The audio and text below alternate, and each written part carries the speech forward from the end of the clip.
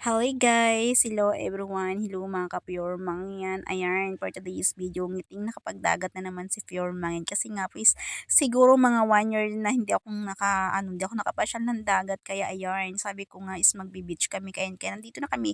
Yan po yung cottage nila na worth of 100 pesos lang. Talagang napakamura lang po ng kanilang mga cottage. Then, ang entrance po pala dito is 10 na or 20 na yata. Oo, 20 yung singil sa amin dito at ito po talagang blue na blue yung dagat, ang ganda pa, o 'di ba, ma-aroma, ma-aroma.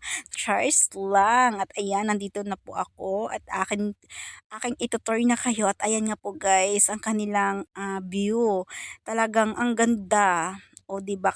Kaso lang ngayon is maalon siya kasi nga siyempre ano na siya December, 'di ba? November na. O December o kaya ayun, sobrang alon na naman talagang sobrang lakas ng alon kaya sabi ko takot ako maligo, takot akong lumangoy. Kasi nga po is hindi po talaga ako as in marunong pag mga hanggang liig at balikat ko na syempre hindi ko na kaya yorn. Kaya hanggang gilid-gilid lang ako pag ako ang lumalangoy. Kaya ayan guys, may nakita pa ako dyan. O di ba may nakita ko dyan na naglalambing-lambingan kasi hindi ko pinansin. Napaka-better kong touchers lang. O di ba?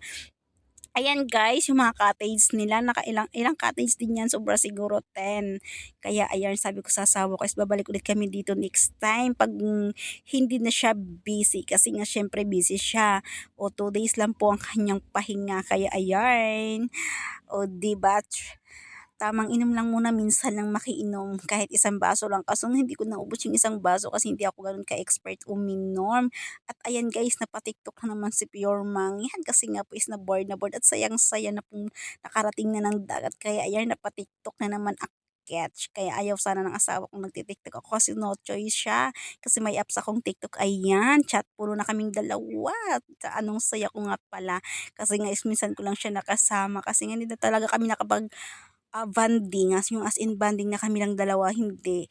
Talagang lagi siyang busy, o 'di ba? At ayan nga guys, pauwi na kami kasi nga po is may tatrabahuin pa siya. Kaya ayan, pauwi na po kami. Bye-bye guys. Huwag po kalimutang mag-like and share ng aking video. Then pa-subscribe po ako ng aking YouTube channel, Pure Mangyan Vlog. Then pa-follow po ako ng aking Facebook page, Pure Mangyan. Then baka naman po papalo ako ng aking TikTok account, Pure Mangyan. Then maraming salamat. We love you all.